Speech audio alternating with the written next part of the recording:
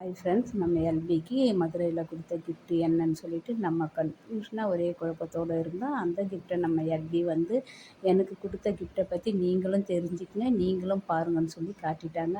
அந்த கிஃப்ட்டு பெருமாளோட பாதங்க அவ்வளோ ஒரு அழகாக இருக்குதுங்க. நம்ம பெருமாள் பாதம் நாமத்தோடு அழகாக கொடுத்துருக்காங்க. மேலே பாருங்கள், அந்த டிசைனும் அந்த அளவுக்கு ஜொலிக்குது. உண்மையிலே இது அந்த பெருமாள் அந்த தலை கவசமும் அவ்வளோ அழகாக இருக்குது.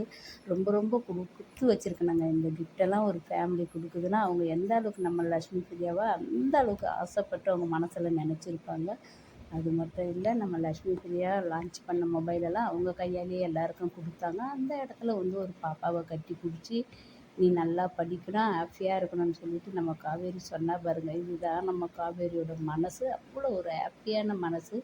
எம்என் ஸ்டோரியில் மட்டுமா இவங்க ஹாப்பியான மனசு, நல்ல மனசோடு இருந்தாங்க. ஹஸ்பண்ட் அண்ட் ஒய்ஃபு நிஜத்துலேயும் சுவாமியாகவும் எல்பியாகவும் அந்த அளவுக்கு ரொம்ப சந்தோஷமாக இருக்கிறாங்க. இதை பார்க்கும்போதும் கேட்கும்போதும் நமக்கு அவ்வளோ ஒரு சந்தோஷமாக இருக்குது.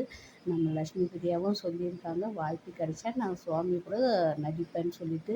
இந்த வாய்ப்பும் டிவியில் சீக்கிரம் வரும்னு சொன்ன அந்த வாய்ப்பும் ஒரே சமயத்தில் கிட்டமான்ற கடவுள் ஆசீர்வாதம் கிடைக்கணும்.